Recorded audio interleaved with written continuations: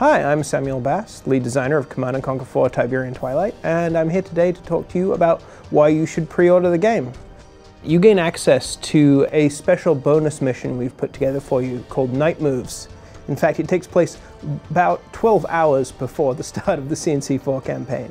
And what it does is it puts you in the role of a commander, but not for Kane or for GDI, but for this character called Gideon, who is this Nod separatist who sees himself as the kind of the heir to Kane's throne. And you are there to set up an ambush for a very important figure. And it's really how that happened, the backstory of what you will experience playing the first mission of the campaign. So Kane is on his way to a special event where he's going to unfold the Tiberian control network and reveal it to the world, but Gideon doesn't want this to happen. He wants to intercept Kane, and in order to do this, with a little bit of Nod irony, he wants to kill him with obelisks of light. So we thought it would be cool to find out, how did a Nod general find a way to get these things into the city without Kane knowing? The incursion war was but a skirmish compared to the chaos we shall unleash upon the infidels today. One of the interesting objectives is you go out to the edge of the city where they're really building up this GDI city. You go out there and you find a couple of vehicles that you think will be able to get into the center of the city unnoticed, and you capture those. For your discovery would mark the end of this grand plan before it even begins.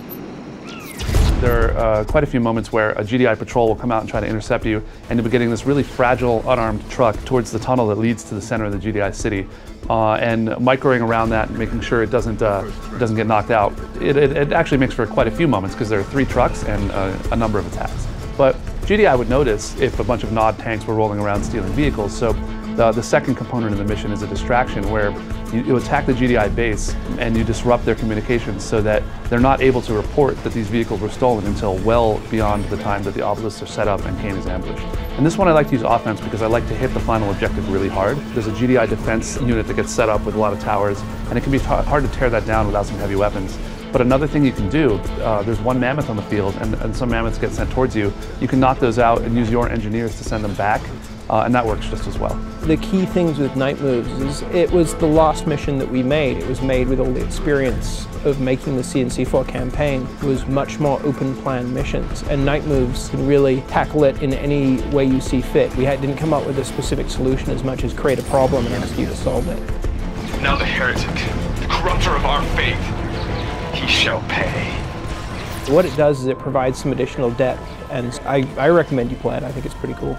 Well, I think it gives a lot more context to the story between Kane and the splinter factions of Nod, and any additional backstory you can get, I think, adds flavor to the entire campaign.